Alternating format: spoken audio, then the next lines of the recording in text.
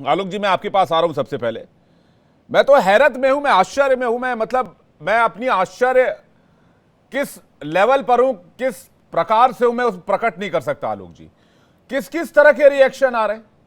Robin hood, गरीबों का मसीहा। अरे भाई, सरकारी पैसों को चोरी करके लोगों तक पहुंचाना कोई रॉबिन हुड थोड़ी होता है। लोगों को जानकारी नहीं थी पहले योजनाओं की, पहले लोगों को स्कीम के बारे में पता नहीं था। लोग उस स्कीम का सारा पैसा खुद ले लेते थे, बाकी बचा खुचा पैसा गरीबों को दे देना कोई रॉबिन हुड वाला काम है। कोई अंग्रेजों का शासन थोड़ी चल रहा था कि सरकारी माल चोरी करके गरीबों में बांट दिए। सरकारी योजनाओं को हड़प लेना, उसके बाद थोड़ा बहुत फायदा लोगों तक पहुंचा देना। तो ये जो इस तरह की बातचीत की जा रही है, उसके बाद कह रहे हैं कि भाई बहुत बड़ा नुकसान हो जाएगा क्योंकि यूपी में लोकतंत्र खत्म हो गया, यूपी में न्याय व्यवस्था बची नहीं। अरे भाई साहब, डॉक्टर ने बुलेटिन जारी किया, उसमें साफ साफ लफ्जों में लिखा हुआ है कि कार्डियक अरेस्ट से मौत हुई है। डॉक्टर ने कहा, कोई पुलिस थोड़ी कह रही कार्डियक अरेस्ट से मौत हुई है। आलोक जी, हो क्या रहा उत्तर प्रदेश में, किस तरह की राजनीति की जा रही है?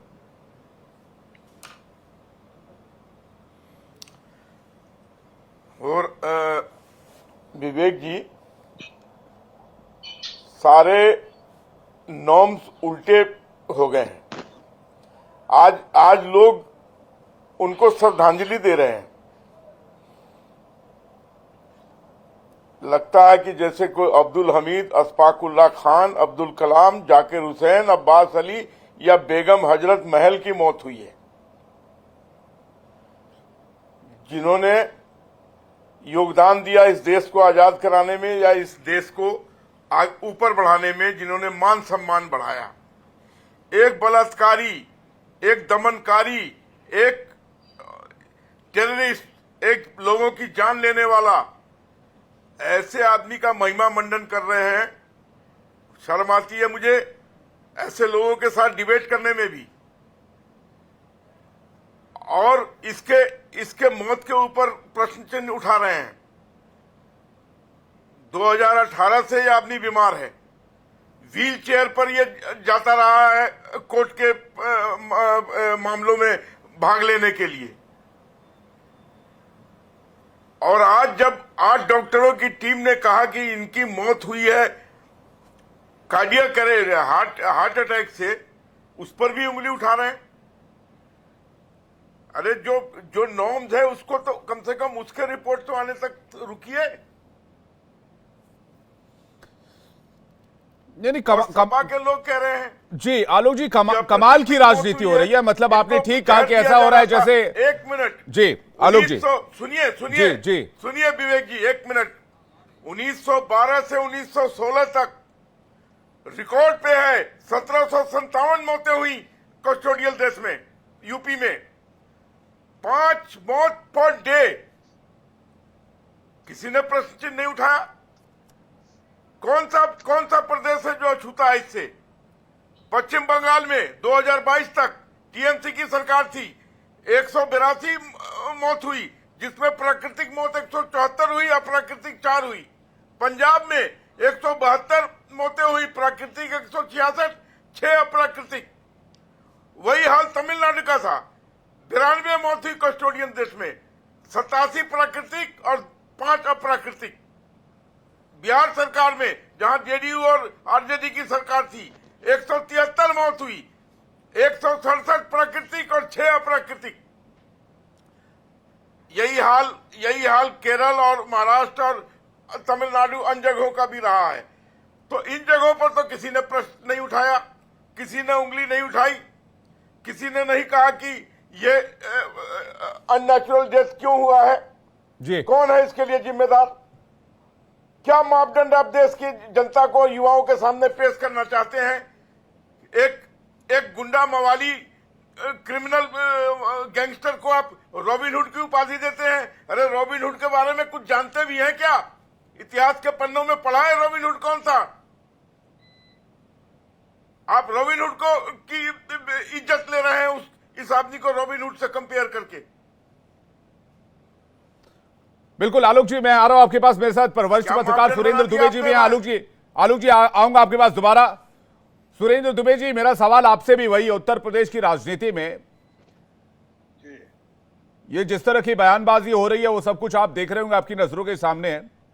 चाहे वो सोशल मीडिया हो, चाहे वो अलग तरह से रिएक्शन हो।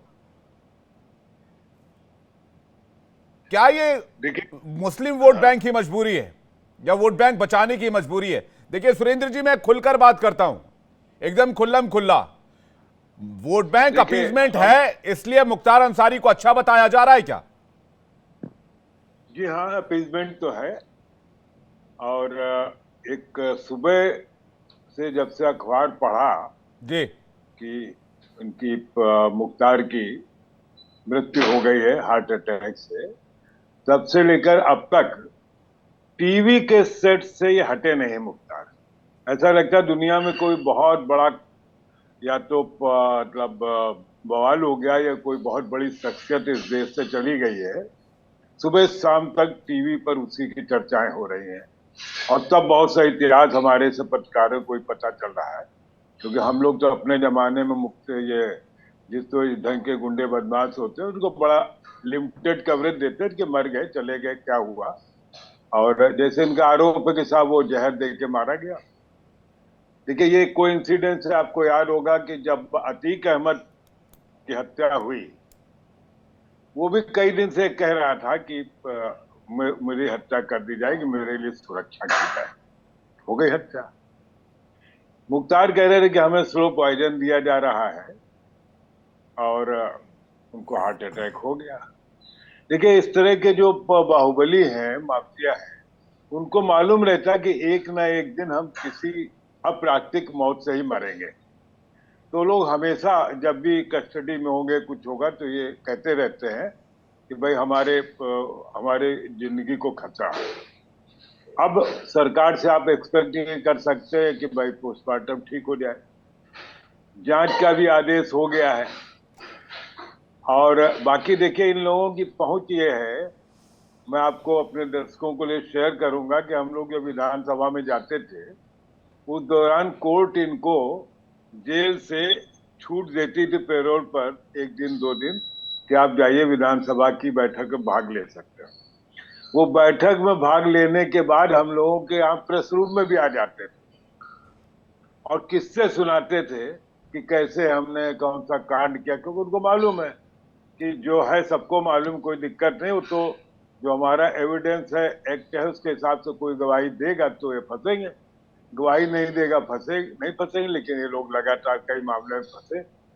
इन्हीं के आड़ में आज कृष्णानंद राय की भी खुद चर्चा हुई। वो भी डॉन ही थे, वो कोई बड़े भारी दूध के धुले आदमी नहीं थे।